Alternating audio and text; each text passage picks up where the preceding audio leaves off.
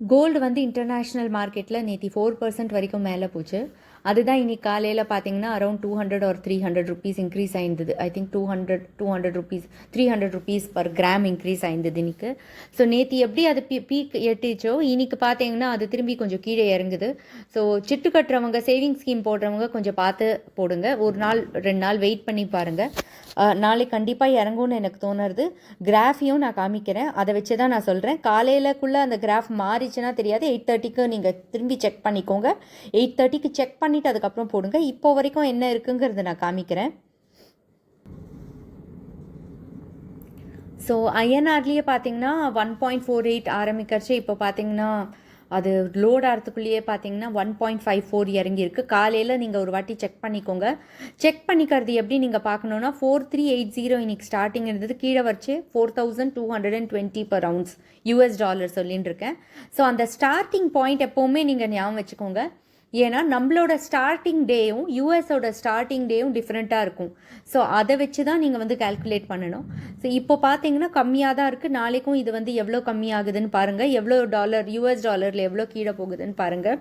INR conversion பண்ணி பாருங்கள். அதை வச்சு உங்களுக்கு ஒரு ஐடியா கிடைக்கும்.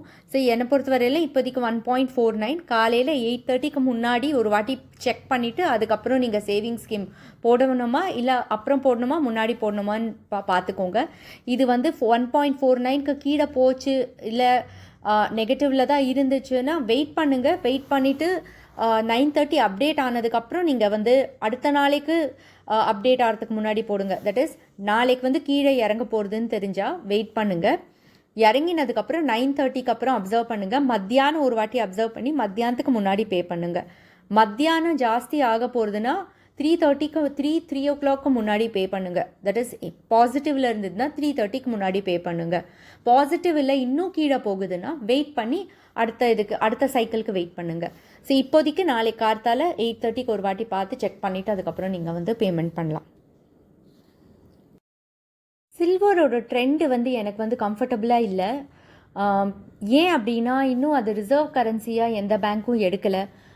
இன்வெஸ்ட் பண்ணுறதுக்கு முன்னாடி யோசிச்சு பண்ணுங்கள். கொஞ்சம் கொஞ்சமாக பண்ணுங்கள். 100 கிராம் 50 கிராம் அந்த மாதிரி பண்ணுங்கள். கிலோ கணக்கில் வாங்காதீங்க சில்வரை. less than 100 25 grams 50 grams 100 கிராம்ஸ்னு ஒரு ஃபேஸஸில் வாங்குங்க. ஒரு மாதத்துக்கு வந்து நீங்கள் இதை பிளான் போட்டு வச்சுருக்கீங்க. இந்த மாதம் வந்து 100-200 கிராம் வாங்க போகிறீங்கன்னா அதே மாதத்தில் 25 கிராம்ஸாக வாங்கிக்கோங்க. டிஸ்ட்ரிபியூட் பண்ணி வாங்கிக்கோங்க. ஏறி இறங்கித்தனாலும் உங்களுக்கு அஃபெக்ட் ஆகாது. ஏன்னு தெரியல, பட் சில்வரோட ETF அண்ட் சில்வரோட ஃபிசிக்கல் ஃபார்மேட் வந்து மார்க்கெட்டில் வந்து ரொம்ப ஈஸியாக மேனிப்புலேட் ஆகிற மாதிரி தோணுறது. இன்க்ரீஸ் ஆகும் ஃப்யூச்சரில் கரெக்டு, பட் ஆனால் இது வந்து ரிசர்வ் கரன்சி இன்னும் ஃபுல்லாக சென்ட்ரல் பேங்க்கோட ரிசர்வ் கரன்சி சில்வர் இல்லை. சென்ட்ரல் பேங்க்ஸ் வந்து சில்வரையும் வாங்கி வைக்கிறாங்க. இப்போல்லாம் கொஞ்ச நாளாக வாங்கி வைக்கிறாங்க, முன்னாடிலாம் கிடையாது. பட் இன்ஸ்பைட் ஆஃப் தேட் எனக்கு வந்து இது வந்து இதில் ஃபுல் ஃப்ளெஜ்டாக இது இன்வெஸ்ட் பண்ணலாமான்னு டவுட்டு. எப்போவுமே நானும் என்னோட பர்சனல் இதுக்கு கூட கோல்டு வந்து மேக்ஸிமம் பண்ணுவேன். சில்வர் ரொம்ப ஆல் டைம் லோவில் இருந்திருக்கு சில்வர் இத்தனை நாள். எல்லா நாளும் விட்டுட்டு இப்போது வந்து பீக்கில் இருக்கிறச்சே நம்ம வந்து பண்ணுறது வந்து ரொம்ப கேர்ஃபுல்லாக தான் பண்ணணும். ஃபுல் அமௌண்ட்டை போடாமல் ஸ்டாகர்ட்னா ஃபேஸஸாக இப்போ கொஞ்சம் அப்போ கொஞ்சம்னு போட்டு கொஞ்சம் கொஞ்சமாக போட்டு வைங்க. பெரிய அமௌண்ட் வந்து போடாதீங்க. கொஞ்சம் டிப்பு வந்து ஏறினாலும் கொஞ்சம் டிப் வரும், வெயிட் பண்ணிக்கோங்க. சில்வரில் மட்டும் கொஞ்சம் எப்போவுமே கேர்ஃபுல்லாக பண்ணுங்கள். அது ஏன் எதுக்குங்கிறது நான் சொல்கிறேன். ஏன்னா சில்வர் ரொம்ப ஃப்ளக்சுவேட் ஆகும். கோல்டு மாதிரி சில்வர் கிடையாது. அதனால் கொஞ்சம் பார்த்து அதில் பண்ணுங்கள். வீடியோ முடிக்கிறதுக்குள்ளேயே வித்தின் 5 minutes பார்த்தீங்கன்னா 1.51லேருந்து 1%க்கு வந்திருக்கு, இம்ப்ரூவ் ஆகிருக்கு. ஸோ நாளைக்கு 8 o'clock வரைக்கும் பாருங்கள். நாளைக்கு பாசிட்டிவாக இருக்கா இல்லை இதோட ஜாஸ்தி ஆக போகிறதாங்கிறது பாருங்கள். தட் இஸ் 4380 இருக்கு இல்லையா லெவல், அதுக்கு மேலே போச்சுன்னா தான் முன்னாடி பே பண்ணணும். 4380 லெவலுக்கு கீழே போச்சுன்னா குறைய போகிறதுன்னு தான் அர்த்தம்.